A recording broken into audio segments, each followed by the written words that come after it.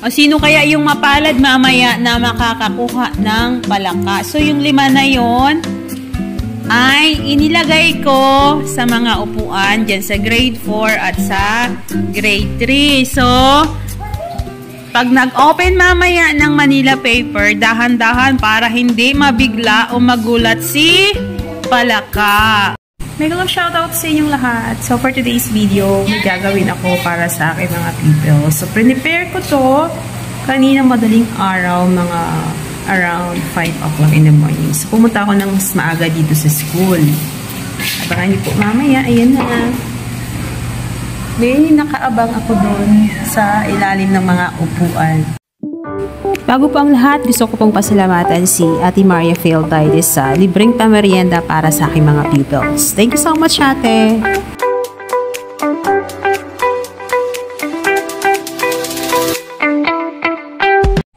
Kanina po ng madaling araw, habang naayos ko yung mga upuan, nagsulat ako sa pisara ng mga reminders para hindi magalaw o masira yung mga nilagay kong Manila papers sa may upuan. So kung napapansin nyo yung mga bags nila, nasa gilid talaga nakalagay kasi isa yun sa mga reminders ko na nilagay ko sa may pisara. So yung grade 4, ayan, nakalagay na dun sa gilid.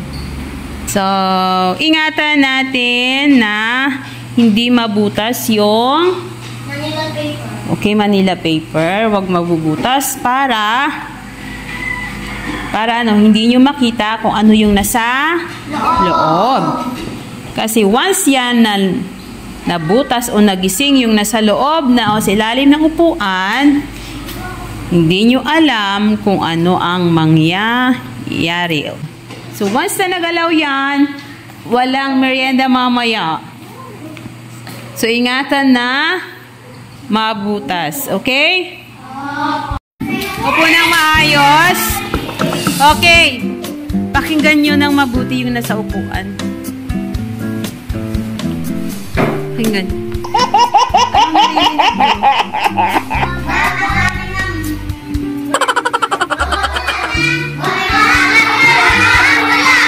Ha? Oh. Danana! La, lagot!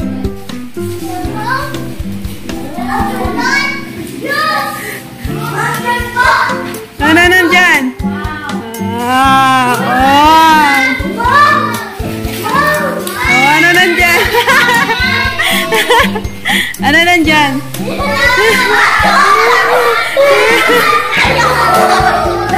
Oh, ita!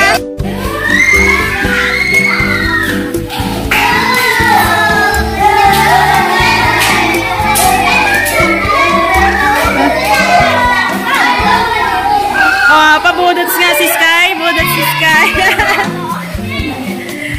Okay. Opo muna, opo muna po.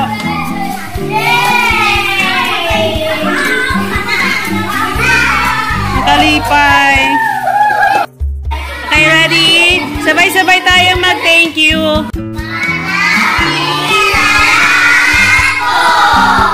Ayan. Masaya? Mayahas? Sige, recess na.